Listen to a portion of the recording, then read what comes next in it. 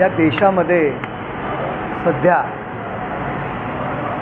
दिल्लीमध्ये Kapil Sharma show, comedy show आणि महाराष्ट्रामध्ये महाराष्ट्राची हास्य जत्रा सुरू आहे.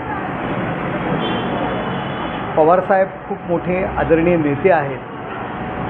त्यांच्या वक्तव्यावरती प्रतिक्रिया देताना थोडा संयम बाळगावा लागतोय. परंतु मला आठवतं आहे की 12 मार्च 1993 साली जे मुंबई बॉम्बस्फोट झाले तेव्हा पवारसाहेबांनी सांगितलं होतं की 13 बॉम्बस्फोट झाले आणि काही महिन्यांनंतर त्यांनी काही वर्षानंतर त्या ठिकाणी सांगितलं की 12च बॉम्बस्फोट झाले होते. मी 13 हा आकडा जातीय सलोखा राखण्यासाठी 13 हा आकडा घेतला होता. यावरून पवारसाहेबांच्या म्हणण्यामध्ये कितपत तथ्य आहे याचा विचार जनता करेल. हा पवारसाहेबांचा इतिहास आहे. जर ती 2 माणसं पवारसाहेबांना भेटायला आली होती तर तात्काळ त्यांनी तशा पद्धतीने त्यांच्यावरती कारवाईची मागणी त्यावेळी करायला पाहिजे होती. ते राहुल गांधींना भेटायला घेऊन गेले. नाना पटोले म्हणतात राहुल गांधींना भेटायला गेले नव्हते. पवारसाहेब म्हणतात की राहुल गांधींना मी भेटायला गेलो, तिथे राहुल गांधी नाही म्हणाले. हे बघा, जनतेच्या दरबारात जी काही निवडणूक आता आलेली आहे त्या निवडणुकीमध्ये पराभव होणार हे माहिती आहे. म्हणून दिल्लीमध्ये कपिल शर्मा जो शो सुरू आहे आणि आता महाराष्ट्रामध्ये महाराष्ट्राची हास्य जत्रा सुरू आहे. लोकांमध्ये जा ना, लोकांसमोर जा. अशा पद्धतीने लोकसभेमध्ये घटना बदलणार अशा पद्धतीचा प्रचार केला, खोटा प्रचार केला. विधानसभेमध्ये लोकांच्या लक्षात आलं, त्या प्रचाराला लोक बळी पडली नाहीत आणि आता सुरू केलेलं आहे की बाबा खोटा विजय, निवडणूक याद्यांमध्ये घोळ, निवडणूक आयोग यांना जिंकून आणतो. ही हास्यजत्रेचा शो सुरू आहे, वेगळं काय नाही सुरू आहे. लोकांमध्ये जा, लोकांसमोर जा, त्यांच्याकडे मतं मागा. अशा पद्धतीने होणारा पराभव टाळू शकत नाही आहे. यांचे पक्ष, खरं कारण तुम्हाला मी या ठिकाणी सांगतो, यांचे पक्ष, दोन्ही पक्ष फुटण्याच्या तयारीवर आहेत ते आमदार, आहेत ते खासदार यांच्या बरोबर राहण्यास तयार नाही आहेत. मी जबाबदारीने बोलतोय आणि म्हणून अशा पद्धतीचं वातावरण तयार करायचं हा एकमेव उद्योग आता सुरू आहे. एकीकडे राहुल गांधी मतदारांपक्ष मिळत आणि मतदार याद्यांमध्ये मतदारामध्ये घोळ झाला असं बोलताना दुसरीकडे आज शरद पवारांनी असं वक्तव्य केले. कुठेतरी दिशाभूल करण्याचा त्यांनी ठरवावं. मतदार यादीत घोळ झाला राहुल गांधी म्हणतात, हे म्हणतात 2 माणसं आमच्याकडे आली होती, अधिकारी आले होते, 160 जागा जिंकून आणून देऊ शकतो. यापूर्वी तुमचे जे काही विजय झालेले आहेत ते अशा पद्धतीने झालेले आहेत का? लोकांच्या दरबारात तुम्ही गेला नव्हतात का? स्वर्गीय इंदिरा गांधी यांच्या काळापासून तुम्ही जो विजय काँग्रेसचा होत होता तो अशा पद्धतीने झाला होता का? हे पहिलं त्यांनी जाहीर करावं. तर ज्या प्रकारे शरद पवारांनी वक्तव्य केलेलं आहे त्यालाच अनुसरून जितेंद्र आव्हाड असं म्हणाले की जर शरद पवारांना 2 माणसं भेटायला गेले असतील आणि त्यांनी 160 जागा निवडून देतो असा दावा केला असेल तर नक्कीच निवडणूक यंत्रणा प्रणालीमध्ये जे आहे ते फेरफार होऊ शकतो. त्या 2 माणसांची नावं सांगावी. त्या दोन माणसांविरुद्ध त्यावेळी गुन्हा का नाही दाखल केला? इतके दिवस लागले तुम्हाला आरोप करण्याकरता? ती 2 माणसं कोण ही जाहीर करावी ना. 2 अधिकारी कोण, त्याचे पुरावे द्यावे.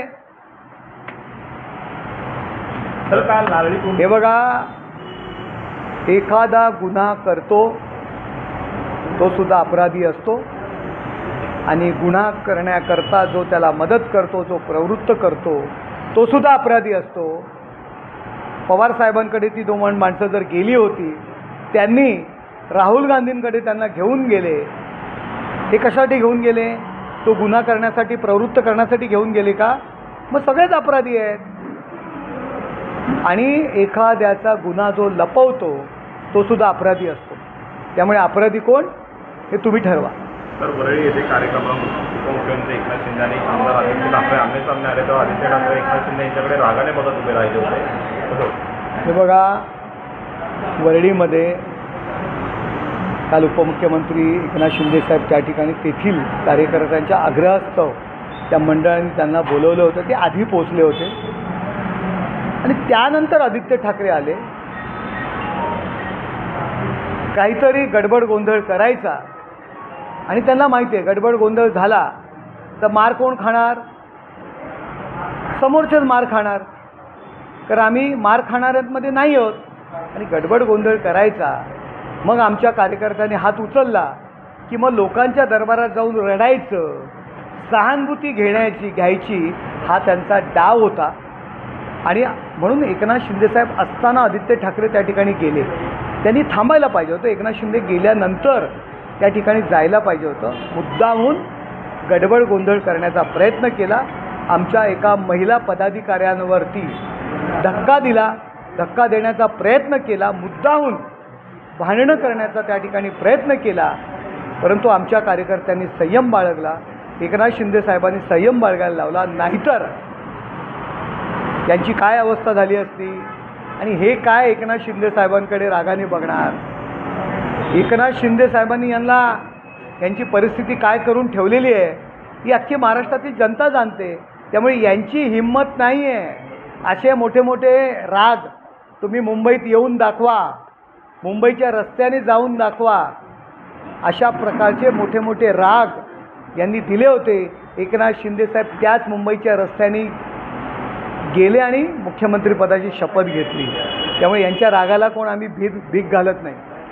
तर याच कार्यक्रमात जे आहे आमदार सुनील शिंदे यांच्या मुलाने मारहाण केली असा गुन्हा दाखल करण्यात आला. जर त्यांनी धक्काबुक्की केली असेल एका महिलेला तर त्याच्यावरती गुन्हा दाखल होणार ना. गुन्हा दाखल झाला आहे. जर महिलेला तुम्ही धक्काबुक्की करत असाल तर तुमची काय आरती करणार का? तुमची आरती होईल. सध्या पोलीस गुन्हा दाखल केलेला आहे. तर काय वाटतं मुंबईमधून जे वारंवार पक्षप्रवेश शिवसेनेमध्ये उद्धव ठाकरेंच्या माजी नगरसेवकांचे होत आहेत त्याला अनुसरून हे जाणून बुजून शक्तीप्रदर्शन करण्याचं काम केलं जाते. जाणून बुजून सहानुभूती घेण्याकरता, आमच्या कार्यकर्त्यांचा संयम बिघडवण्याकरता अशा प्रकारची कृत्य सुरू आहेत. जेणेकरून आमचे कार्यकर्ते भडकतील, त्यांच्यावर हात उचलतील. मुद्दाहून एका महिलेला धक्काबुक्की केली जाते. याच्यामागचं कारण काय? आज रक्षाबंधन आहे. आपण बहिणीची पूजन करतो. त्या दिवसाला आपण महिलेशी धक्काबुक्की करता आणि मग आम्हाला मारलं म्हणून लोकांसमोर रडायला हे मोकळे. आयुष्यभर रडतायत, गेली 3-3.5 वर्ष रडतायत लोकांसमोर. पुन्हा धाय मोकलून रडण्याकरता हे सर्व उपक्रम त्यांनी काल केले.